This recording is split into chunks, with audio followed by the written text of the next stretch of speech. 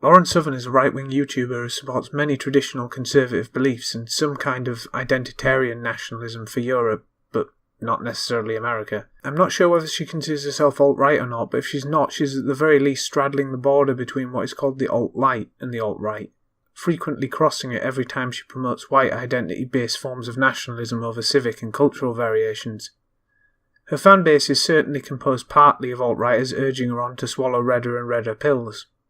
One of her conservative beliefs is about the value of the family and marriage for a strong civilization, and she bemoans the collapse of this institution. However, she's become the target of her own worldview, and for a while her supporters have been questioning why she herself hasn't got married and began to pump out little white babies. She recently addressed this in a video where she explained that she has always been talking in generalities, and she never meant that everyone has to get married as soon as possible, only that the decline of marriage has harmed society. Generally, the response was positive, and in some cases fairly cringy and thirsty. However, there were some very interesting comments by people I would describe as being perhaps part of the MGTOW movement, or non-movement, or whatever it is. MGTOW or MGTOW stands for Men Going Their Own Way, which mostly consists of going in the exact same direction. Nonetheless, they share with their activist cousins, the MRAs, or men's rights activists, a belief that things like divorce law and child support law and so on are actually biased against men, and that if anything, feminists have taken us to equality before the law, but then beyond, and so that now we have legal inequalities that favour women and disadvantage men. I believe that their analysis here is correct. There's a good side to MGTOWs, but it's mostly already covered by the explicit MRA movement. MGTOWs are more pessimistic than the baseline MRA, so the more hardcore element of this movement tends to cultivate theories about the inevitability of all this, or how it's not just feminism but something toxic in the nature of women themselves. At their extreme, they resemble radical feminists who propose gender separatism. Now, the agenda of these guys is entirely antithetical to the socially conservative agenda of the alt-right. If you think that women are toxic, then you aren't going to be inclined to contribute to keeping the white race going.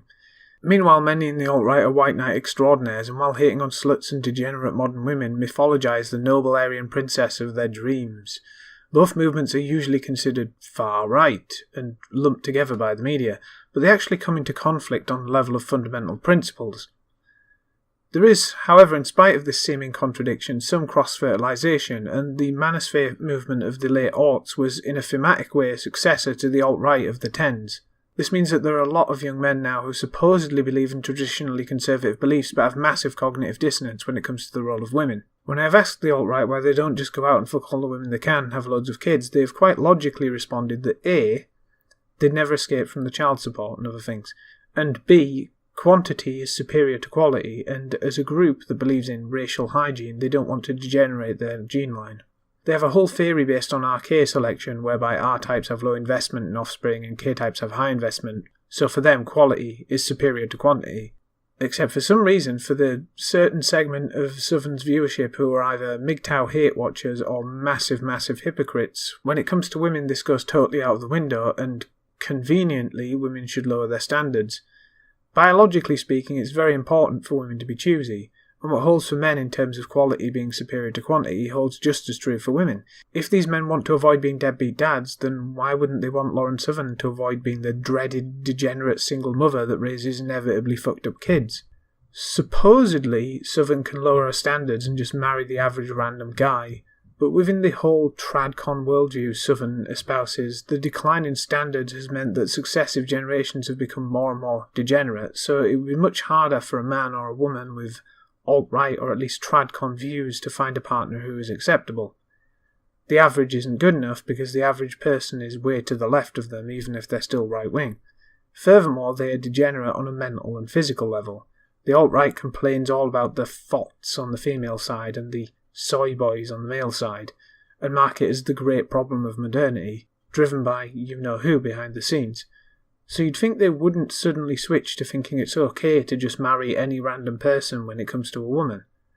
Obviously they fear that Lauren Southern is a slut polluting the race, but it would be equally degenerate for her to marry a shit-quality random man who will leave her to raise a kid on her own, who, according to socially conservative theories, which seem to have some validity on this particular issue, will likely grow up with a lot of problems. Suddenly an ideology that masquerades as social responsibility looks a wee bit self-serving. Or maybe it's all just MGTOWs hate watching. Either that, or hypocritical tradcons who I do think exist in equal numbers.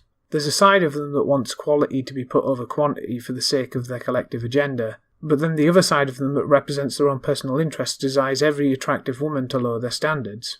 But only for marriage, mind you, and this is all supposed to work out and not send the totally wrong message. And no, I'm not white knighting for Southern here. Her hippie sister's hotter anyway. I was just amused by some of the comments I saw in a video, and I believe they represent an interesting ideological phenomena.